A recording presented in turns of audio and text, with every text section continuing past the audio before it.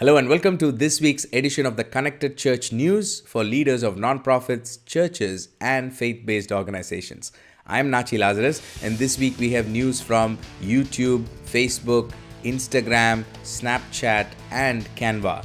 This is the show where we bring you the highlights of the top 5 digital and social media news you need to know for this week in less than 5 minutes. Let's get started. Our first news is from Facebook. Last week, Facebook released a new feature called Suggested Moderators in Facebook groups.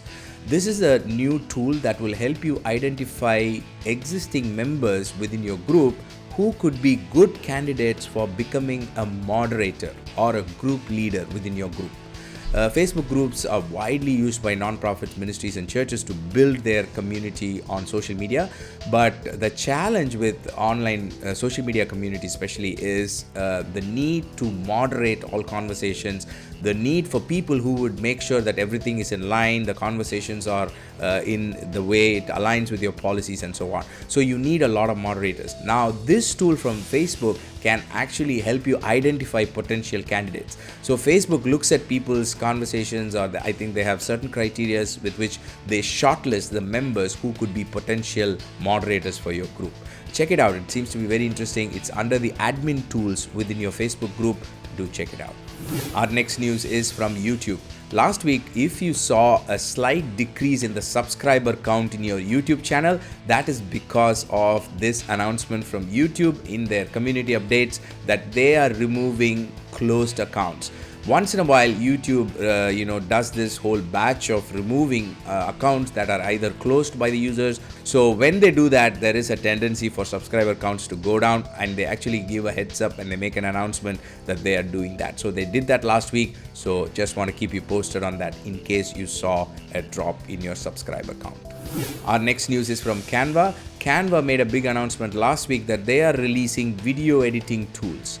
Canva is a very popular graphic design tool that simplified the whole process of graphic design by just drag and drop, and it works out of your browser, and many people use it. And now they are getting into the video editing space, which could be very interesting because they are known to simplify complex editing process. So if they're able to simplify the video editing process, which is complex, then it makes life for us content creators and social media content producers much easier. So I highly recommend you check out this news. And also, if you're not using Canva as a nonprofit, you should really consider, because they have a program in which they offer the pro version for nonprofits free. If you qualify for their nonprofit program, you can get the whole program with 10 user license completely free of cost as a nonprofit. So I highly recommend you check it out. And if they're going to release the video editing tool, it could be a big help for you in the future.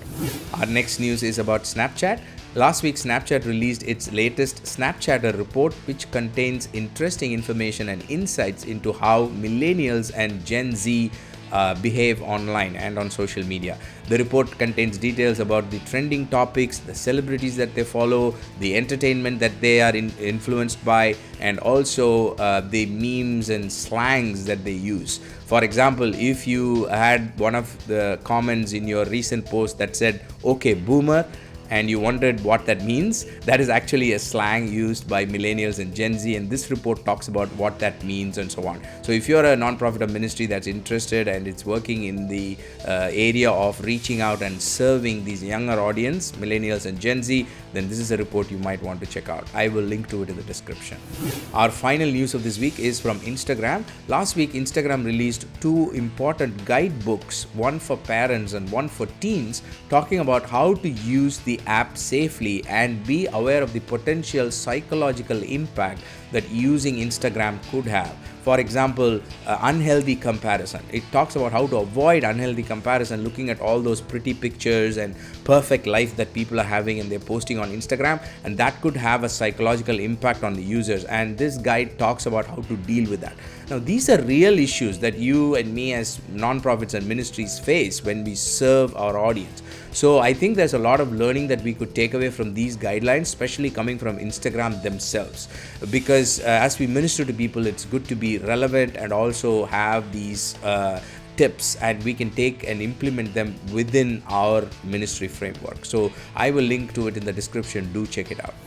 That's all I have for you this week. Thank you for joining me. I really appreciate you taking the time to be with me. If you like to dig deeper into any of the stories we talked about, we've got all the source links and details in our news page, natchi.net/news. Do check it out. Share it with other leaders who might benefit. I will see you next week with another set of news items. Until then, stay connected, stay blessed. God bless you. Bye-bye.